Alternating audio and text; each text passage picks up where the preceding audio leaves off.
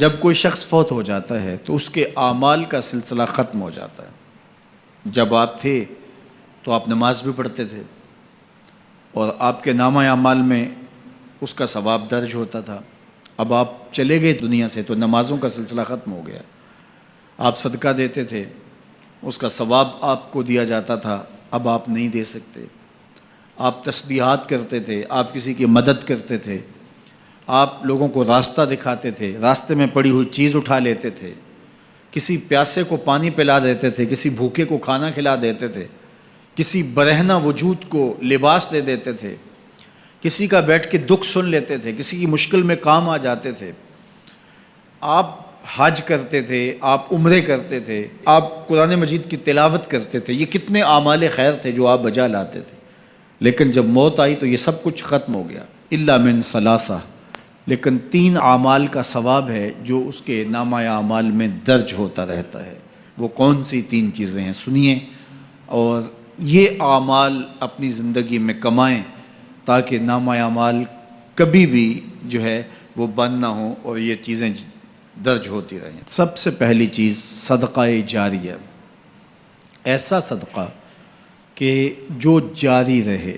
آپ نے مسجد تعمیر کروا دی، جب تک وہ مسجد موجود رہے گی اور لوگ اس مسجد کے اندر نماز پڑھتے رہیں گے، ان کی پیشانیاں سجدہ ریز ہوتی رہیں گی، تو نماز پڑھنے والوں کو تو ثواب ملتا ہی رہے گا، جنہوں نے مسجد تعمیر کروائی ان کے نامہ اعمال کے اندر بھی ثواب درج ہوتا رہے گا۔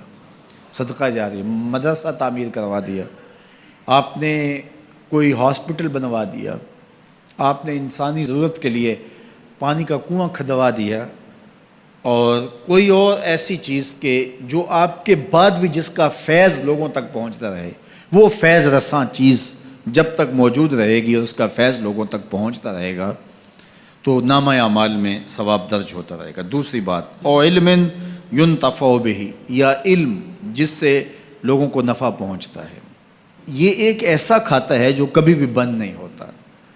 آج میں اگر حضور علیہ السلام کے فرامین آپ کے سامنے رکھ رہا ہوں اور آپ اس کو سن رہے ہیں، اور اللہ توفیق عمل بھی نصیب فرمائے، تو مجھے بتائیے، مجھے تو اس کا ثواب ہو ہی رہا ہے۔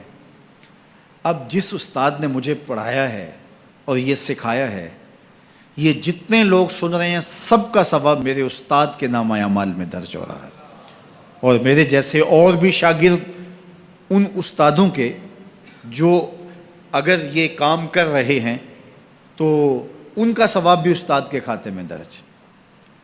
اب اس کا ثواب پھر ان کے استاد کے کھاتے میں درج، اور پھر ہمارے استادوں کے جتنے بھی ہم سبق تھے سب کا ثواب ان استادوں کے کھاتے میں درج، اور پھر ان کا ان کے کھاتے میں، اور یہ چلتے چلتے حضرت ابو ہریرہ کے کھاتے میں چلا گیا، اور پھر ان کا ثواب رسول کریم کے کھاتے میں گیا۔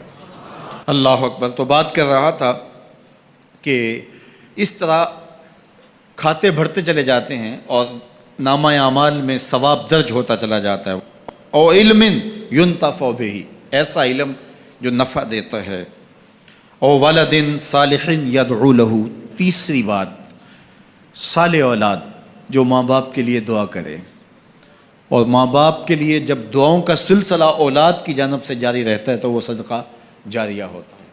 صالح اولاد ماں باپ کے لیے کبھی بھی دعا ترک نہیں کرتی۔ اولاد صالح تبھی ہوگی کہ وہ 5 گانا نمازی ہوگی، اور 5 گانا نمازی اولاد اہتمام سے دعا نہیں بھی کر پائے گی تو دن میں کتنی مرتبہ کہے گی، ربنا اغفر لی ولوالدی، اے اللہ مجھے بھی بخش دے، میرے ماں باپ کو بھی۔ ایک شخص کے 2 بیٹے ہیں، 3 بیٹیاں ہیں، 3 بیٹے ہیں، 4 بیٹیاں ہیں، اور وہ نمازی ہیں، اور روز کہتے ہیں ربنا اغفر لی ولوالدی۔ یار کبھی تو کوئی لمحہ ایسا ہوتا ہے جب تار جڑی ہوئی ہوتی ہے، کبھی تو لمحہ ایسا ہوتا ہے جب بالکل خلوص کا رشتہ مضبوط ہوتا ہے، کبھی تو لمحہ ایسا ہوتا ہے جب رقت تاری ہوتی ہے۔ تو بچپن، لڑکپن، جوانی، بڑھاپا، روز دعا مانگ رہا ہے ربنا اغفر لی ولوالدی، کبھی بیٹی مانگ رہی ہے، بیٹا مانگ رہا ہے۔ تو صالح اولاد کی دعائیں ماں باپ کے درجوں کی بلندی کا ذریعہ ہے۔ تو 3 چیزیں ارشاد فرمایا کہ یہ منقطع نہیں ہوتی، صدقہ جاریہ، علم نافع، اور صالح اولاد۔ اللہ ہمیں صدقہ جاریہ کی توفیق بھی دے، اور اللہ ہمیں علم نافع سیکھنے اور علم نافع آگے منتقل کرنے کی توفیق بھی دے، اور اللہ جل شانہ ہمیں توفیق عطا کرے کہ ہم اپنی اولاد کی ایسی تربیت کریں کہ کل ہمارے لیے وہ صدقہ جاریہ بنیں، اور ہمارے مرنے کے بعد بھی اور ہماری زندگی میں بھی ہمارے نامہ اعمال میں نیکیوں کے درج ہونے کا سبب و ذریعہ ہو، اور ہمارے لیے دعاؤں کا سلسلہ جاری رہے۔